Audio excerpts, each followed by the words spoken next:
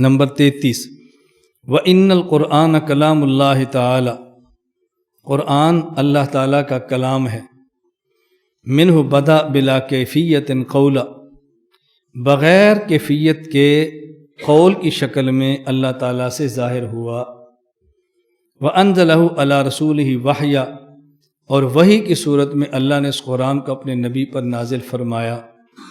وَصَدَّقَهُ الْمُؤْمِنُونَ عَلَى ذَلِكَ حَقًّا، اور مومنین نے سچا اور حق سمجھ کر اس کی تصدیق کی ہے۔ وَأَيْقَنُوا أَنَّهُ كَلَامُ اللَّهِ تَعَالَى بِالْحَقِيقَةِ، اور مومنین نے پورا اس بات کا یقین کیا ہے کہ یہ حقیقتاً اللہ کا کلام ہے۔ لَيْسَ بِمَخْلُوقٍ كَكَلَامِ الْبَرِيَّةِ، جس طرح اللہ مخلوق نہیں، اللہ کا کلام بھی مخلوق نہیں۔ جس طرح مخلوق خود مخلوق ہے تو مخلوق کا کلام بھی مخلوق ہے۔ فَمَنْ سَمِعَهُ فَزَعِمَ أَنَّهُ كَلَامُ الْبَشَرِ فَقَدْ كَفَرَ، جس شخص نے کلام کو سنا اور یہ سمجھا کہ انسان کا کلام ہے تو وہ کافر ہو گیا۔ وَقَدْ ذَمَّهُ اللَّهُ تَعَالَى وَعَابَهُ، اللہ نے ایسے شخص کی مذمت اور برائی بیان کی ہے۔ وَأَوْعَدَهُ بِسَقَرَ، اور اس کو جہنم کی وعید اور جہنم کے عذاب کی وعید سنائی ہے۔ حیث قال تعالی سأصلیہ سقر، ہم ایسے بندے کو سقر جہنم کے اندر داخل کریں گے۔ فلما اوعد اللہ بسقر لمن قال ان ھذا الا قول البشر، جب اللہ تعالیٰ نے ایسے بندے کے لیے جہنم کی وعید سنائی جو یہ کہے کہ یہ بندے کا قول ہے، علمنا وایقنا انہ قول خالق البشر، تو ہمیں پورا یقین ہو گیا کہ یہ بشر نہیں خالق بشر کی بات ہے۔ وَلَا يُشْبِهُ قول البشر، اور بشر اور بندے کے قول کے بالکل مشابہ بھی نہیں۔ یہ جو فرمایا وَإِنَّ الْقُرْآنَ کلام اللہ تعالی منہ بدا بلا کیفیت، یہ اچھی طرح سمجھ لیں۔ بلا کیفیت، اللہ تعالیٰ کی ذات اور اللہ کی صفات یہ کیفیات سے پاک ہیں۔ اللہ تعالیٰ کی ذات اور اللہ کی صفات کیفیات سے پاک ہے۔ اللہ کی ذات بھی بغیر کیفیت کے ہے اور اللہ کی صفات بھی بغیر کیفیت کی ہے۔ وجہ علامہ بیہقی رحمۃ اللہ علیہ نے کتاب الاسماء والصفات باب ما ذکر فی السورہ، اس کے تحت لکھا ہے فَإِنَّ الَّذِي يَجِبُ عَلَيْنَا وَعَلَى كُلِّ مُسْلِمٍ أَن يَعْلَمَهُ أَنَّ رَبَّنَا لَيْسَ بِذُو صُورَةٍ وَلَا هَيْئَةٍ فَإِنَّ الصُّورَةَ تَقْتَضِي الْكَيْفِيَّةَ وَهِيَ عَنْهُ وَعَنْ صِفَاتِهِ مَنْفِيَّةٌ، کہ ہمارے ذمہ ہے یہ عقیدہ رکھیں کہ اللہ تعالیٰ صورت اور حیت سے پاک ہے، کیونکہ صورت کیفیت کو مانگتی ہے اور اللہ کی ذات اور اللہ کی صفات کیفیات سے پاک ہیں، کیفیات سے پاک ہے۔ اس لیے اچھی طرح ذہن نشین کر لیں، اللہ کی ذات اور اللہ کی صفات کیفیات سے پاک ہے۔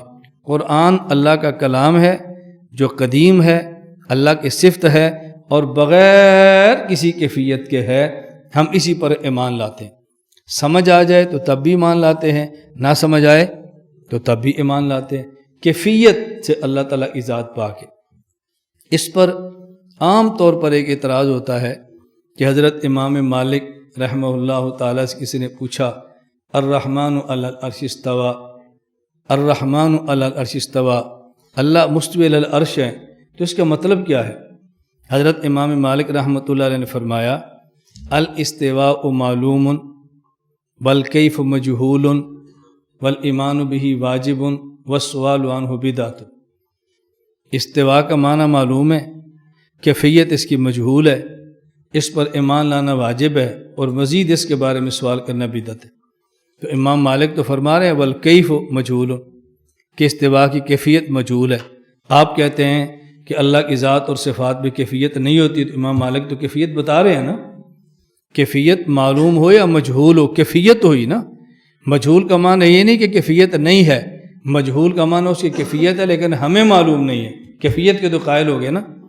اس کا جواب ذہن نشین فرما لیں کہ حضرت امام مالک رحمۃ اللہ علیہ سے یہ مقولہ صحیح سند کے ساتھ ثابت نہیں ہے۔ حضرت امام مالک رحمۃ اللہ علیہ سے آپ کے شاگرد نے پوچھا الرحمن علی العرش استویٰ، کہ مستوی علی العرش اس کا مطلب کیا ہے؟ حضرت امام مالک رحمہ اللہ نے فرمایا کہ اللہ تعالیٰ عرش پر مستوی ہیں، کما وصف نفسہ، جیسے اللہ نے اس کو بیان کیا ہے، لا یقال کیف و کیف عنہ مرفوع، یہ نہ کہو کہ کیفا، کیفیت اللہ کی ذات سے مرفوع ہے، وہاں کیفیت ہے ہی نہیں۔ اصل امام صاحب سے یہ جملہ ثابت ہے، تو جو ثابت نہیں تھا وہ غیر مقلدین نے اتنا چلایا کہ ہم بھی اسی جملے کو بیان کرتے ہیں کہ امام مالک نے یہ فرمایا ہے، حالانکہ امام مالک سے تو یہ ثابت نہیں ہے، تو ثابت ہے نہیں تو پھر وہ چلاتے ہیں اور ہم اس کو آگے پھیلا دیتے ہیں۔ اس کو بہت اچھی طرح سمجھا کریں۔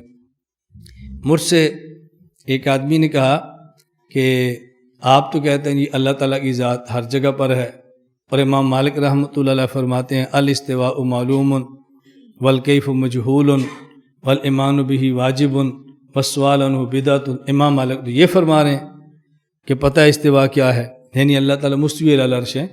وہ اپنے موقع پر عقیدے پر بات و بات پھر سمجھاتے ہیں۔ میں نے اس کو کہا آپ اہل سنت ہیں یا اہل بدعت ہیں؟ مجھے کہتا اہل سنت۔ میں نے کہا امام مالک کیا فرماتے ہیں؟ ذرا دوبارہ جملہ سناؤ۔ والسؤال عنہ بدعۃ، تو بدعتی ہے۔ مجھے کہتا نہیں، تو میں نے کہا پوچھا کیوں ہے؟ جی آپ جواب دیں۔ میں نے کہا جواب تو میں دوں گا، لیکن پہلے آپ وضاحت کرنا آپ کون ہیں۔ اگر اہل سنت ہیں تو خاموش رہیں بس، اگر اہل بدعت ہیں تو پھر پوچھیں۔ جب آپ اہل بدعت خود کو اہل سنت کہتے ہیں پھر تو پوچھتا کیوں ہے؟ تو امام مالک کی تھوڑی سی بات مانتا ہے، تھوڑی سی چھوڑ دیتا ہے، بس چپ ہو گئے۔ میں نہیں پھر جواب دیتا، اتنا رگڑا لگاتا ہوں کہ دوبارہ پھر اتنی جلدی سوال کرنے کی ہمت نہیں ہوتی۔ بات سمجھ آئیے نا؟ اس کو اچھی طرح کوشش کیا کریں سائل کے سوال کے اندر سے بات لیں اور وہیں اس کو روک دیں، آئندہ چلنے آگے نکلنے کی اس کو جرت ہی نہ ہو۔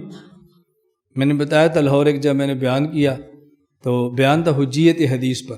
اس کے بعد ایک بندہ بیٹھا تو مجھے کہنے لگا کہ حدیث تو حجت نہیں ہے۔ میں نے کہا کیوں؟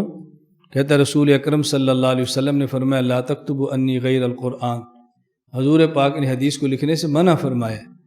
تو جب حجت ہوتی تو حضور فرماتے نا لکھو، حجت نہیں تبھی تو لکھنے سے منع فرما دیا۔ میں نے کہا یہ جو آپ نے پڑھا لا تکتبوا انی غیر القرآن، یہ کس سورت کی آیت ہے؟ میں نے کہا مجھے نہیں پتا یہ کس سورت کی آیت ہے۔ مجھے کہتے ہیں تو حدیث ہے۔ میں نے کہا حدیث حجت نہیں، کیوں؟ اس لیے کہ حدیث میں آیا ہے۔ بھئی جب حدیث حجت نہیں تو اس کے خلاف پھر قرآن پیش کرو نا۔ حدیث حجت نہیں اس لیے کہ حدیث کے اندر آیا ہے، تو حدیث کو حجت نہیں ماننا، آپ دلیل میں حدیث کو پیش کر رہے ہیں۔ حدیث کو حجت نہیں ماننا، پھر آپ قرآن پیش کریں۔ یہ کوئی جواب ہے؟ میں نے کہا تیری مرضی کا جواب دو تو پھر جواب ہوگا۔ ہم لوگ اس پر بہت جلدی پریشان ہو جاتے ہیں، جو اس کو مان نہیں رہا نہ مانے۔ جو بندہ آپ کا عقیدہ نہیں مانتا تو آپ کی دلیل نہیں مانے گا تو کیا اشکال ہے؟ مجھے آپ بتاؤ، اگر کسی بندے کو پتہ ہو کہ نمازیں 5 فرض ہیں اور دلیل کا پتہ نہ ہو، مسلمان ہوگا یا نہیں؟ بولو نا، مسلمان ہے۔ ایک بندہ مانتا ہے اللہ ایک ہے، ہمیشہ سے ہے، دلیل کیا ہے؟ مجھے نہیں آتی، مسلمان ہے یا نہیں؟ ایک بندے کا عقیدہ ہے حضور اکرم صلی اللہ علیہ وسلم آخری نبی ہیں، دلیل کیا ہے؟ مجھے نہیں آتی، پھر بھی مسلمان ہے۔